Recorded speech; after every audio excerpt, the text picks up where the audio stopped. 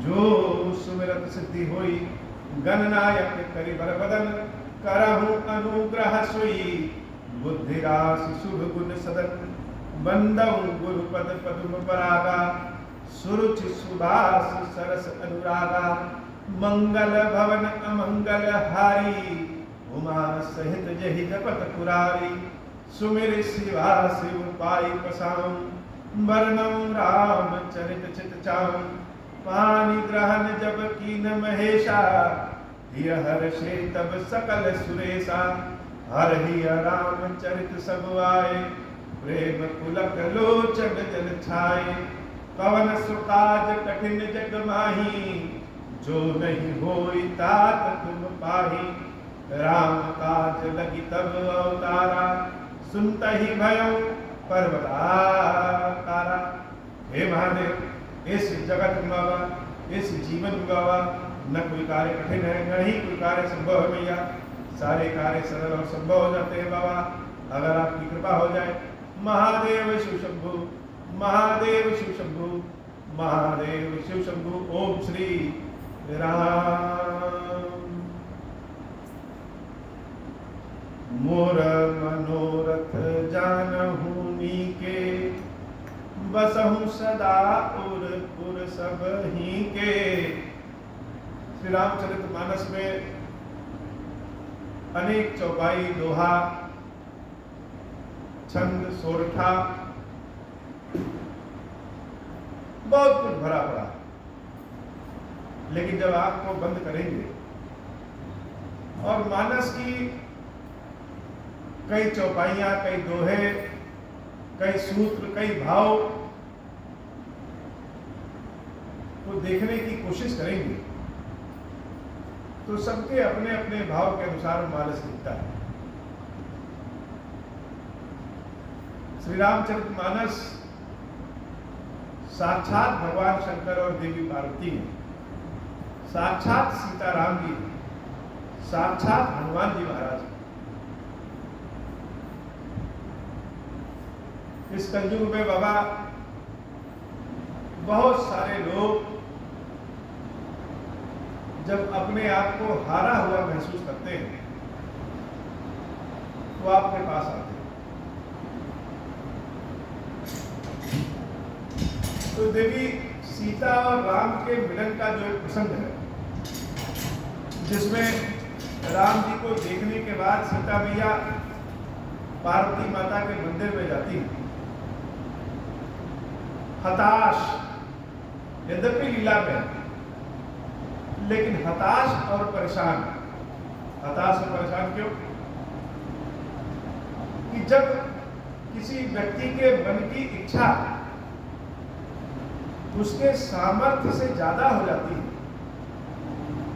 तो व्यक्ति हताश हो। राम को देखने के बाद सीता का मन राम में ही रम गया, लेकिन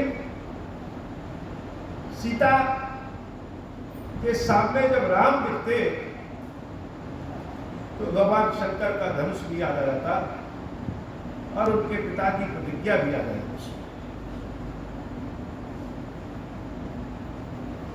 देवी सीता 3 पाटों में फंसी हुई है, जहां उनका मन तो राम की इच्छा कर रहा है, लेकिन मन के दूसरे कोने में उनके पिता जनक जी महाराज की प्रतिज्ञा। जितने कोमल राम है उतना ही कठोर भगवान शंकर का धनुष। पिता ने प्रतिज्ञा किया है और प्रतिज्ञा सीता से पूछ के नहीं किया, ये भी बड़ी बात है। प्रतिज्ञा तो स्वयं कर दिया, लेकिन जब सीता ने राम को देखा तो उनका मन तो राम के साथ ही चला गया। ऐसे में देवी सीता करे तो क्या करे, पिता की आज्ञा का विरोध कर नहीं सकती। भगवान शंकर का धनुष इतना कठोर है, जैसे हम सबका जीवन बड़ा कठोर है। हमारे मन की जो इच्छा होती है, जब उसको प्राप्त करना चाहते हैं तो बीच में कठोर होश आ जाता है, सबके बस की बात तो नहीं तोड़ना। तो या तो राम को छोड़ दें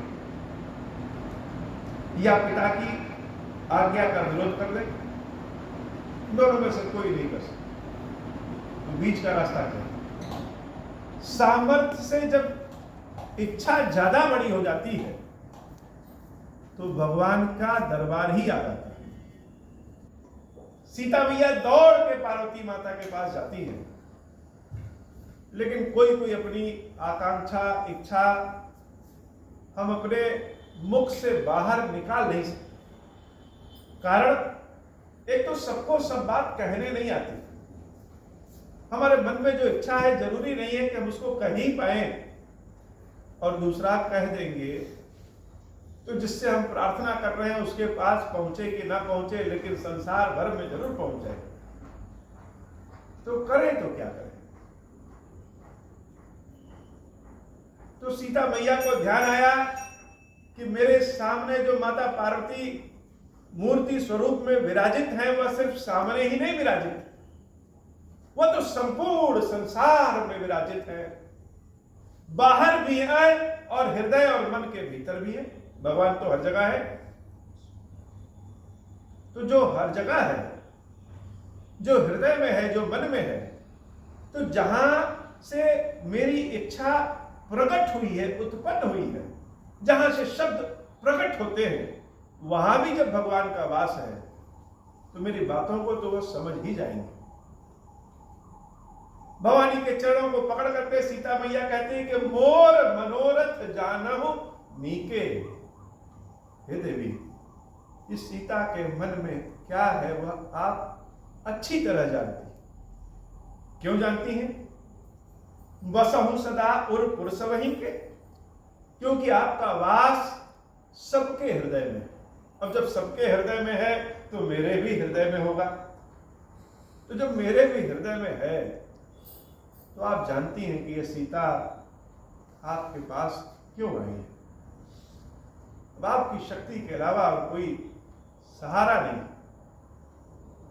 ऐसे ही भगवान का भक्त जब भगवान के दरबार में, भगवान के चरण में आता है, कहीं भी जब वो लगता है कि संसार के सामने उसकी शक्ति चल नहीं पाएगी और जो मन में इच्छा है उसके बिना जीवित भी नहीं रह पाएंगे, तो भगवान का दरबार ही आ जाता है।